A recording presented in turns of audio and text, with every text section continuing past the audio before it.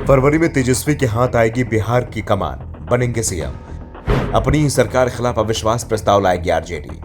लालू यादव अब और ज्यादा दिनों तक इंतजार को तैयार नहीं। बिना नीतीश कुमार की ही सरकार बनाने की कोशिश में आरजेडी। जेडीयू में बड़ा बदलाव हो चुका है। मुंगेर से सांसद ललन सिंह की जगह अब बिहार के सीएम नीतीश कुमार के हाथ अब पार्टी के कमान आ गई है और इसके साथ ही इस तरह खबरें भी चलना शुरू हो गई हैं कि नीतीश कुमार का झुकाव एक बार फिर इंडिया की ओर आ रहा है।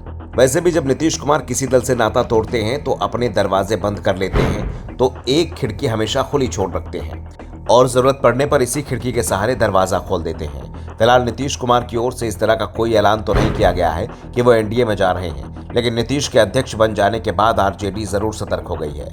दावा किया जा रहा है कि तेजस्वी यादव ने अपना ऑस्ट्रेलिया दौरा रद्द कर दिया है। वो 6 जनवरी को ऑस्ट्रेलिया जा रहे थे। दूसरी ओर लालू यादव की भी सक्रियता बढ़ते दिखाई दे रही है। दरअसल लालू यादव नीतीश कुमार पर दिल्ली जाने और पटना की कुर्सी तेजस्वी यादव के लिए खाली करने का दबाव बना रहे थे और इसी का नतीजा था कि नीतीश को पार्टी के कमान अपने हाथ में लेनी पड़ गई।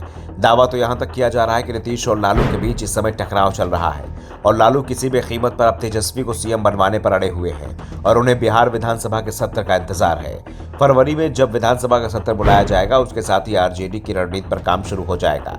आरजेडी के सोर्सों से जो जानकारी मिल रही है उसमें साफ है कि अगर नीतीश कुमार ने तेजस्वी के लिए कुर्सी खाली नहीं की तो आरजेडी अपनी ही सरकार के खिलाफ अविश्वास प्रस्ताव ले आएगी और यह साफ है कि अगर बीजेपी ने नीतीश की मदद नहीं की तो यह प्रस्ताव आसानी से पास भी हो जाएगा और अगर बीजेपी नीतीश के साथ आती है तो आरजेडी ने इसके लिए भी प्लान बी तैयार कर लिया है और इसी प्लान बी में सबसे महत्वपूर्ण भूमिका ललन सिंह की होनी है, जिन्हें नीतीश कुमार ने अध्यक्ष पद से हटा दिया है। दावा किया जा रहा है कि जेडीयू के 45 विधायकों में से 12 ललन सिंह के करीबी हैं और ललन सिंह के जरिए लालू यादव इन विधायकों को साधने में जुटे हुए हैं। अभी बिहार विधानसभा की जो स्थिति है उसमें नीतीश को हटाकर महागठबंधन के पास 115 सीट है, जबकि एनडीए के पास सीटों की संख्या 81 है। अगर जेडीयू की 45 सीट जोड़ देते हैं तो यह संख्या 126 हो जाती है, लेकिन 12 विधायक अगर इस्तीफा दे देते हैं या सरकार से बगावत कर देते हैं तो फिर स्थिति पलट जाएगी। महागठबंधन बहुमत में पहुंच जाएगा। बीजेपी सांसद सुशील मोदी तो पहले ही साफ कर चुके हैं कि इस बार लालू यादव ने अपनी पार्टी का विधानसभा अध्यक्ष इसलिए नहीं बनाया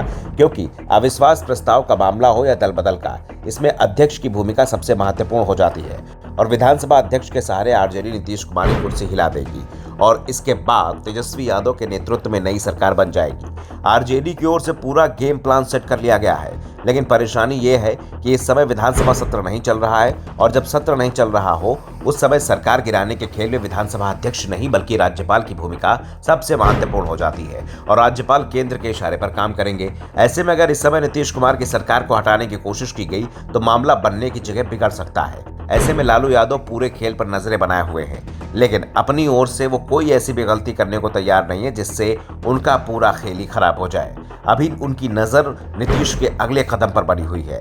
दावा तो यहां तक किया जा रहा है कि अगर नीतीश कुमार पाला बदलेंगे तो इस बार जेडीयू तो दूसरी ओर चली जाएगी, लेकिन जेडीयू के हाथ से सत्ता चली जाएगी। Bureau report, the such India.